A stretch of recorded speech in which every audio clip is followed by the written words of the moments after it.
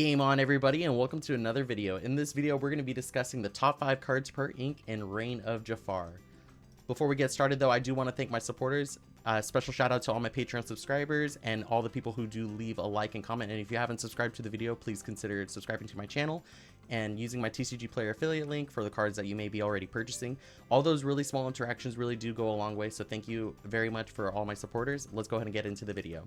First off, I wanted to go ahead and showcase this Mirable Madrigal. It's a 1-cost inkable, 0 strength, 2 willpower, 1 quest for 1 lore, and has the effect of you are a wonder. When you play this character, you may reveal a song card in your hand to gain 1 lore. So it is one of those uninteractable lore generation cards, and it's a great shift target for the deck that it fits in. The only problem is that it's unable to reliably stick to the board, because with that 0 strength, it basically makes it very easy to just trade into. So you don't really want to leave it too vulnerable. You maybe want to use it to the for specifically shifting, but you're kind of getting its lore value out of it right off the rip. And it really goes well with a song aggro strategy, which kind of got a lot more support this go around. And speaking of another aggro card, so Amber seems to be very great with those aggro strats. So we have Huey. It's a 2-cost uninkable card, 2 strength, 3 willpower, and it has the ability I Know the Way. Whenever this character quests, you may pay 1 ink less for the next character you play this turn. And it's just great stats and just a great card for aggro decks. Again, though, it's an uninkable card, and of course the aggro decks suffer with playing a lot of uninkables. But another great card I wanted to showcase in Amber is this Rhino Power Hamster. And it has a 4-cost inkable card, 4 strength, 3 willpower, shift 2, and has the ability Epic Ball of Awesome. While this character has no damage, he gains resist +2 and a quest for 2. So resist 2 actually matters a lot, because not a lot of cards can reliably put damage on this character then, in the sense of it's really kind of having to trade really hard. Anything that wants to trade into it will also receive 4 damage in the process. And it being a 4-cost can really sing a lot of good songs in Amber and Steel specifically. The shift isn't really relevant though for this card though. There's not a really good shift target, I think, for this that you'll reliably play it onto, or at least that you'll want to fit the deck anyways, is what I mean. And then up next we have Antonio Madrigal, Friend to All. It's a 4-cost inkable card, 2 strength, 2 willpower, quest for 2, and has the ability, of course they can come once during your turn. Whenever one of your characters sings a song, you may search your deck for a character with a cost of 3 or less, reveal that card to all players, and then put it into your hand and shuffle the deck. It's a search for a character, which is really powerful. I think this card could see a lot of play in like the song aggro style deck. I really think it's getting a lot more presence here. Also, of course, fits in the Madrigal themed deck, so something that deck really kind of needed. And if you like a more thematic deck, this is a really good card. But I think you can try to tech in some cards for this specifically. But the problem is that you'll have to try to sing this song, or you have to sing in order to reliably get that effect. So I think you can really try to build something with this, a low to the ground aggro song deck. So still to be explored. I think there's some potential here for this. And then the last Amber card I wanted to showcase for now, and is Lady Family Dog. It's a 3-cost inkable, 2 strength, 2 willpower, with the ability of Someone to Care For. When you play this character, you may play a character with 2 costs or less for free. Again, anytime that says play something for free should not go unnoticed. It's an amazing for a low to the ground strategy, and it's inkable. Again, the stat lines are just a below average for what it costs, but it says play something for free. So alone it's not that great, but when comboed well with other decks, and there's more cards to discuss in the future, that pairs amazingly well with this. But we're going to move over to Amethyst. I wanted to showcase Pinocchio Strings Attached. It's a 4-cost inkable Amethyst card, 0 strength, 4 willpower with evasive, and has the ability of got to keep real quiet. Once during your turn, whenever you ready this character, you may draw a card, and it has quest for 2. It is an inkable card that demands an answer from your opponent, and also has evasive, which is like really, really good, especially for like an aggro strategy. And I know I keep bringing up aggro, but like these lower to the ground, like high value or high lore generators are really strong, and most of the time those decks just need an inkable card to kind of help with their curve, or have like playable cards, because they get overfilled with so many uninkables. that they can't reliably just use them all. So again, because though this just is an inkable card, makes it so much more playable in those types of decks. I would say that the con for this card is that it's very meta dependent, and more decks could end up playing more removal to counter this card or other decks that are coming out in this meta. So just something to consider though. And then another card I wanted to showcase is this Palace Guard, the Spectral Sentry. It is a 1-cost inkable, 1 strength 4 willpower with Vanish, the keyword Vanish, and Quest for 1. So with these Vanish cards, they are definitely overstat. And it just being a 1-cost card that Amethyst likes to bounce back up to like play cheaply, but also 4 willpower, like that is just something that's like a little bit more like hard to get removed. I mean, it does have the Vanish, but most people maybe don't want to use the Vanish or like something target removal to just vanish it out.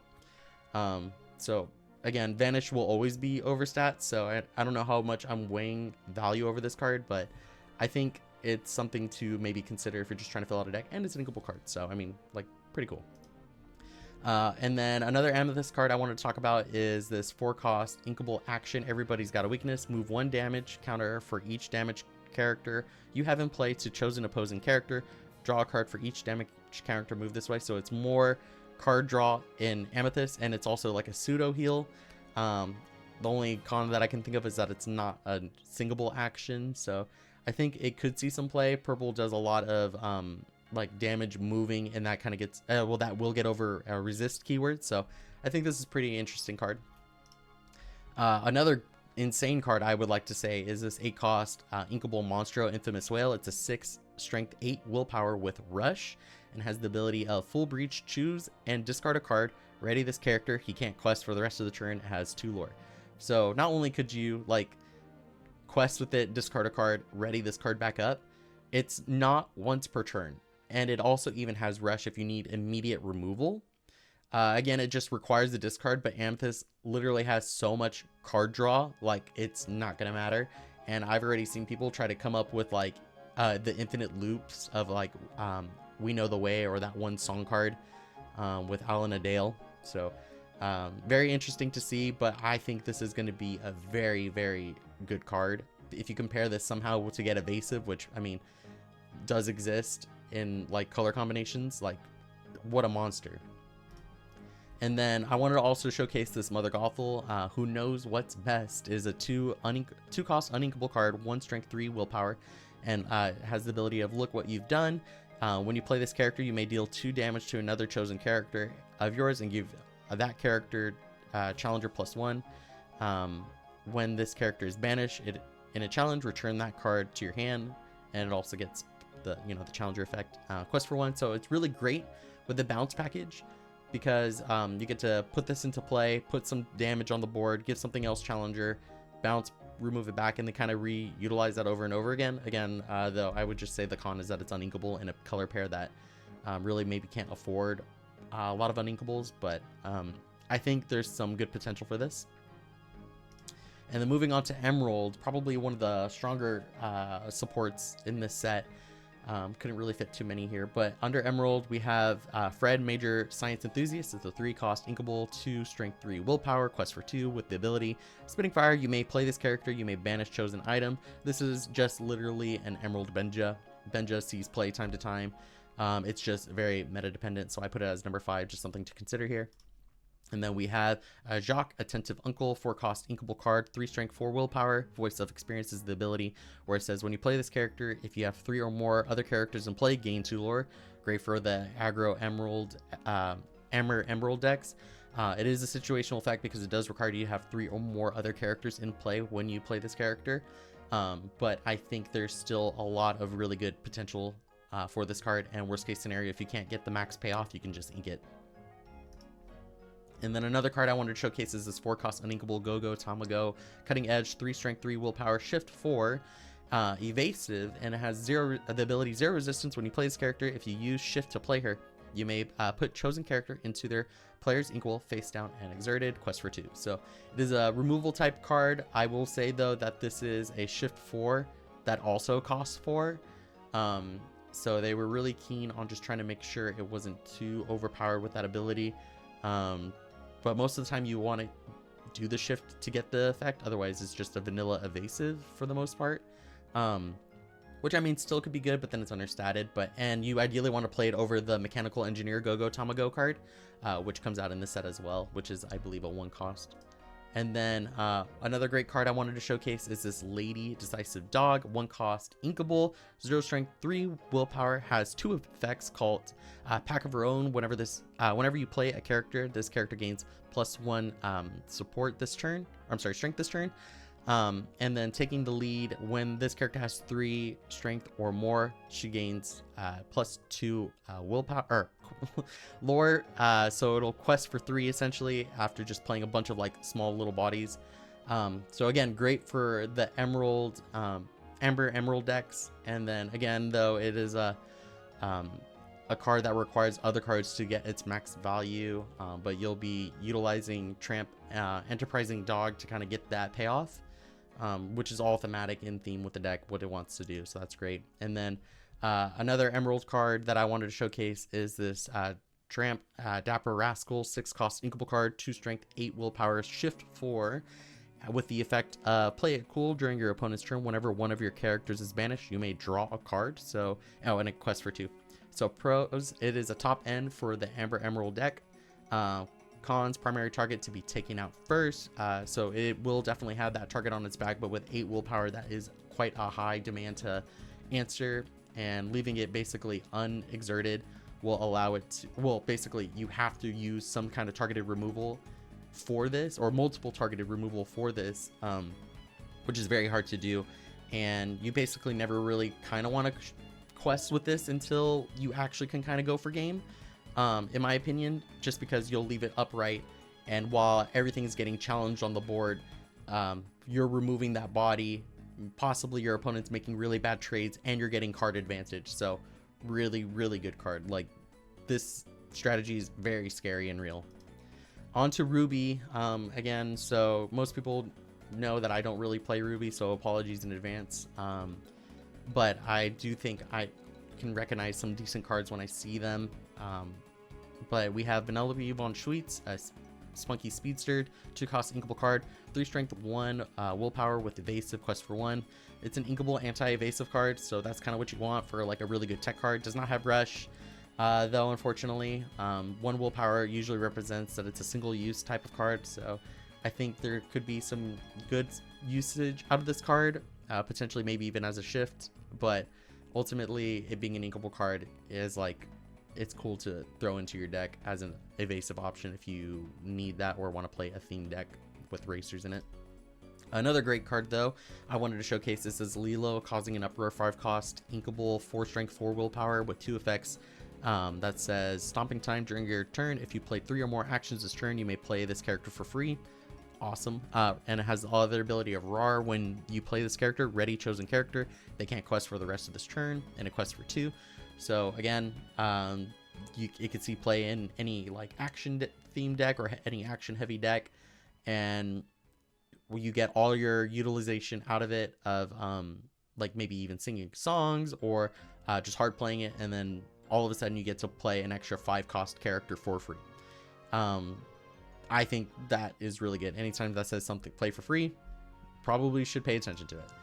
And then we have Gloyd Orange Boar, fierce competitor, 3 cost, inkable, 1 strength, 2 willpower with the ability of Pumpkin Spice. When you play this character, each opponent loses 1 lore and you gain 1 lore. So it's basically one of those instant value cards, but it is understated, but it's mostly just for that lore burn kind of strategy, something to kind of consider. I think it's pretty good for that strategy. And an inkable card, of course. And then we have King Candy, Sugar Rush Nightmare, 3 cost inkable card, 3 strength, 2 willpower. A new roster has the effect a new roster when you play this character.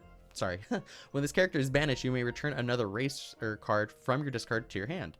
So it has that ability to recur cards from your discard back into your hand. I'm not really sure if that's what the deck needed. I never really played that. I do know it has that like cool gimmick of like racing between the Sugar Rush Valleys, so something to consider. Maybe could see play in that racer theme deck. But moving on, I wanted to showcase this Undermine action card. It is a Emerald Ruby 2 cost inkable card action. When you choose your opponent's choose opponent's chosen opponent chooses and discards a card, and the chosen character gets +2 strength at this turn. So it's just cheap discard in a deck that's inkable. So Emerald, I mean, it's a cheap action that's inkable. I'm not really sure if this is what the decks really want to do, but it is an action that's really cheap and inkable. That kind of like helps you trade up, because Ruby wants to do like strong hits with characters or challenging, do some damage, and then this also makes your opponent go loses, like, discard a card out of their hand. So I think that's pretty good. And then on to Sapphire. I want to showcase the Patch Playful Pup. 1 cost, uninkable, 0 strength, 2 willpower, has ward with the ability of puppy barking. While you have another puppy character in play, this character gets +1 lore and a quest for 1 off of default. So it's just a ward that can a ward puppy that can just snowball. Again, though, it's uninkable. But an uninkable card in Sapphire is like not really that big of a deal, and it only costs 1 ink. Like, that's pretty good. Just a ward that's like really hard to remove, in the sense of like you have to like go out of your way to like challenge it, but it's just extra lore. And then we have Roquefort, a lock expert, 2 cost, inkable, 2 strength, 2 willpower, with the ability of safekeeping. Whenever this character quests, you may put chosen item into player's inkwell face down and exerted. Item removal, that's inkable. I think that's very valuable. Just put it into the inkwell, but can pseudo ramp yourself, or just get rid of like a lucky dime from your opponent. So that's pretty good. But it requires to stay on board, and then and is able to be also played around by just not like, if your opponent has like a lucky dime, they can try to get instant value off of it, or like so it's a Sapphire, right? So they can just like ramp up and kind of guarantee a value off of it by playing it and using its ability at the same time on the same turn, and just holding it back for 1 more turn maybe. So I still think this is a really good card though. And then probably one of the best songs this set is Down in New Orleans, 6 cost, uninkable, where it has the ability of, so down in New Orleans, look at the top 3 cards of your deck. You may reveal a character, an item, or location card with 6 or less, and then play it for free, and then put the rest on the bottom of your deck in any order. So what this represents is that I'm gonna have a character sing this song, and then instead of using 6 ink to play one of those cards, I sung a song to play for free. That's insane. This legitimately will make Amber Sapphire a real competitive deck. It's basically really pushed in my opinion. So again, initial impressions seem that it's very good, or it's really good, but I haven't been able to fully test with this card. But again, singing to play something for free, it does require you to look at the top 3. It's not like so dig down deep, but like this almost guarantees you to play anything off the top of your deck for free. So don't know how consistent that is, but it just sounds really good. And then I wanted to talk about Bernard, Overprepared, 2 cost, uninkable, 2 strength, 2 willpower. And it says the effect of go down there and investigate. When you play this character, if you have an ally character in play, you may draw a card. Replaces itself on play, but it does require a specific card to be present on board to get its effect. It seems like they're really building this ally strategy deck in this color combination. So we're just kind of building and improving upon that. So interesting to see what's going on there. And then I also want to talk about this Ludwig von Drake, all-around expert, 2 cost, uninkable card, 1 strength, 1 willpower with 2 effects. That says Superior Mind. When you play this character, chosen opponent reveals their hand and discards a non-character card of your choice. And the other ability says Lasting Legacy. When this character is banished, you may put this card into your inkwell, face down and exerted, and a quest for 1. 2 really strong effects. Leave me a comment down below as to why you maybe don't think it's good. You can't even say that it being uninkable is a downside, like, because Sapphire just can throw whatever they want into the well, and like I don't know, this sounds really good.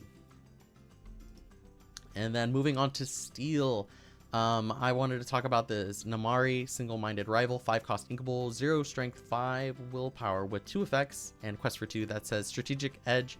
When you play this character at the start of your turn, you may draw a card, then choose and discard a card. So Steel likes to do that, filtering, cycling in and out. And then Extreme Focus, this character gets 1 strength for each card in your discard.